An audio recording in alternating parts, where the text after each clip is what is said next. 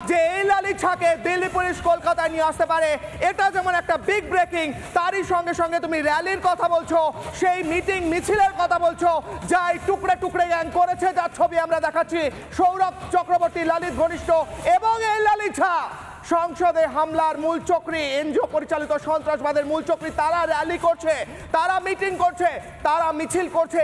কিন্তু এই বাংলায় বিরোধী রাজনৈতিক দল তখন যারা মিটিং করতে, তখন তারা যখন মিটিং করতে চায়, তারা যখন মিটিং করার চেষ্টা করে, তখন বারবার তাদের মিটিংয়ে বাধা এসেছে, বারবার রাজনৈতিকভাবে, বারবার পুলিশ দিয়ে তাদের মিটিং, তাদের মিছিল বন্ধ করা হয়েছে। কি করে তাহলে এই টুকরে টুকরে গ্যাং শহরের বুকে, কি করে তাহলে এই টুকরে টুকরে গ্যাং শহরের বুকে বারবার মিটিং মিছিল করতে পারে? কি করে পুলিশ এদের ব্যাকগ্রাউন্ড খোঁজ নেয় না? কি করে পুলিশ এদের সোশ্যাল মিডিয়া দেখে না?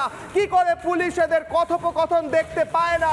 কি করে পুলিশ জানতে পারে না যে এরা হামলার ছক করছে সংসদে? কি করে পুলিশ জানতে পারে না যে এরা একে অপরকে ভিডিও পাঠাচ্ছে সংসদে হামলা করে? কি করে পুলিশ দেখতে পায় না যে যশোর রোডে এরা উন্নয়ন করতে দেয় না? সেটা নিয়ে প্রশ্ন।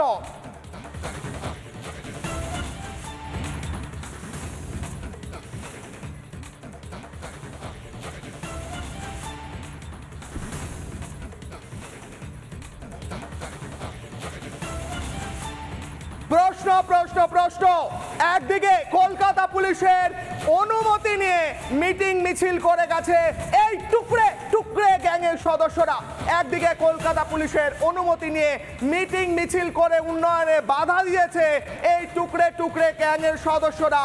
কিন্তু প্রশ্ন উঠছে এই টুকরে টুকরে গ্যাংয়ের লালিত ঝা, তারা মিটিং করছে, সৌরভ চক্রবর্তী মিছিল করছে, কিসের জন্য মিছিল করছে?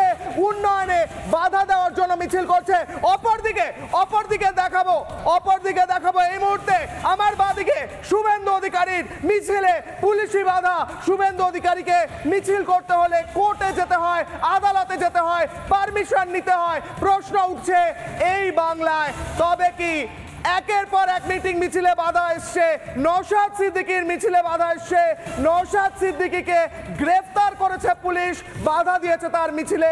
বারবার প্রশ্ন উঠেছে, বিরোধীদের কণ্ঠরোধ করার অভিযোগ উঠেছে। প্রশ্ন উঠছে এ বাংলায় তবে কি শুধুমাত্র টুকরে টুকরে গ্যাং যারা আছে, যারা দেশ বিরোধী, যারা উন্নয়ন বিরোধী, একমাত্র তারাই মিটিং মিছিল করার পারমিশন পায়? প্রশ্ন উঠছে পুলিশ কি দেখতে পায় না টুকরে টুকরে গ্যাংয়ের Facebook profile, social media profile, WhatsApp chat? র্যালির অনুমতি দেওয়ার আগে কি পুলিশ খোঁজ নেয় না যে কাদের তারা র্যালির অনুমতি দিচ্ছে? সৌরভ চক্রবর্তী সুপার এক্সক্লুসিভ কি বলছে র্যালির পারমিশন নিয়ে, মিটিং এর অনুমতি নিয়ে, মিছিলের অনুমতি নিয়ে, শুনুন। আপনারা ললিতের সঙ্গে আপনি বেশ কিছু র্যালি করেছেন, মিছিল করেছেন, সাইকেল র্যালি করেছেন, এমনটা আমাদের কাছে যে তথ্য উঠে আসে, এই বিষয়ে জানতে চাইবো। কলকাতায় দাঁড়িয়ে আপনারা কটা মিছিল করেছেন? দুটো পথসভায় এসেছিল আমাদের, দুটো পথসভায়। তো একটা হচ্ছে গাছ বাঁচাও, যশোর রোড গাছ বাঁচাও কমিটির একটা পদযাত্রা হয়েছিল, সেখানেও এসেছিল। আর একটা রিজার্ভেশন ইন্ডিয়ার পক্ষ থেকে কলেজ স্কোয়ারে একটা প্রোগ্রাম হয়েছিল, সেখানে এসেছিল। এছাড়া দিল্লির আমার সোলো সাইকেল যাত্রা ছিল, সেইখানেও আমাকে উত্তরপ্রদেশের দুটো জায়গায় থাকার ব্যবস্থা করে দিয়েছিল। সেই সূত্রে ও আমাকে এইটুকু সাহায্য করেছিল, তাই ওর সাথে আমার বিভিন্ন সময় কথাবার্তাও হয়েছে, কারণ সাহায্যের তো একটা কৃতজ্ঞতা থাকে। আপনি যে বলছেন যে এই বেশ কিছু আপনারা র্যালি করেছেন, দুটো র্যালির কথা আপনি বলছেন, তাহলে কি আপনারা কি পারমিশন নিয়েছিলেন? বিভিন্ন সময় আমরা জানি যা সভা হয় সেখানে কিন্তু একটা পারমিশন নেওয়ার কথা থাকে। আপনারা কি কলকাতা পুলিশের পারমিশন নিয়েছিলেন? একদম। পারমিশন পেতে কোনো সমস্যা হয়েছিল না। কিভাবে পারমিশন নিয়েছিলেন? লিখিত দিয়েছিলেন? আমরা ইন্টিমেট করেছিলাম, যেমন জয়েন্ট কমিশনার অফ পুলিশকে যেভাবে জানানোর কথা সেভাবেই আমরা জানিয়েছিলাম, এবং লোকাল থানাতেও আমরা জানিয়েছিলাম। কতদিন আগে জানিয়েছিলেন? সভা করার কতদিন আগে জানিয়েছিলেন? মিছিল করার কতদিন আগে? এখন যেটা নিয়ম 2 সপ্তাহ থেকে 3 সপ্তাহের ভেতরে জানাতে হবে। যশোর রোডটাতে কিভাবে জানিয়েছিল সেটা আমি জানি না, কারণ সেটার দায়িত্ব অন্যদের ছিল, তাই ওরাই বলতে পারবে ওটা কিভাবে ওরা জানিয়েছে। আমি ওটাতে গিয়েছিলাম, ওদের সাথে আমি ছিলাম। কলকাতা পুলিশের কাছে যে আপনারা ইন্টিমেট করেছিলেন, সেই লেখার কাজটা কে করতো? ললিত ঝা করতো? আপনি করতেন? কে করতো? পারমিশন নেওয়ার কাজটা কে করতো? আমি করি। আমি আমি আমি আপনি করেছেন। সেখানে বয়ানটা কি ছিল যে আপনারা কি করতে চাইছেন তার জন্য অনুমতি চাইছেন? মেনলি আমরা এইটা বলতে পারি, রিজার্ভেশন ফর ইন্ডিয়ার পক্ষ থেকে যেটা থাকতো, আমাদের দাবি ছিল আমরা শুধুমাত্র ভারতবাসী হতে চাই, সমস্ত ধরনের বিভাজনের ঊর্ধ্বে উঠে আমরা একটা উন্নত দেশ চাই যেখানে কোনো সামাজিক অবক্ষয় থাকবে না, কোনো বিভাজন থাকবে না। আপনি যে পারমিশনটা লিখে, পারমিশন লেটারের জন্য আপনার যে বয়ান ছিল, কোন লোগো ব্যবহার করেছেন? কারা আপনারা?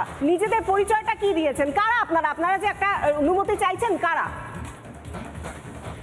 বলুন, আমাদের যেহেতু কোনো রেজিস্ট্রেশন নেই, সেহেতু কোনো লোগো নেই, আমাদের যে যে জায়গায় আমাদের অফিস আছে আমরা সেই অ্যাড্রেস, ফোন নাম্বার সবকিছু দেওয়া থাকে পুলিশকে, এবং পুলিশ ফোনও করেন, আমরা সেটা জানাইও।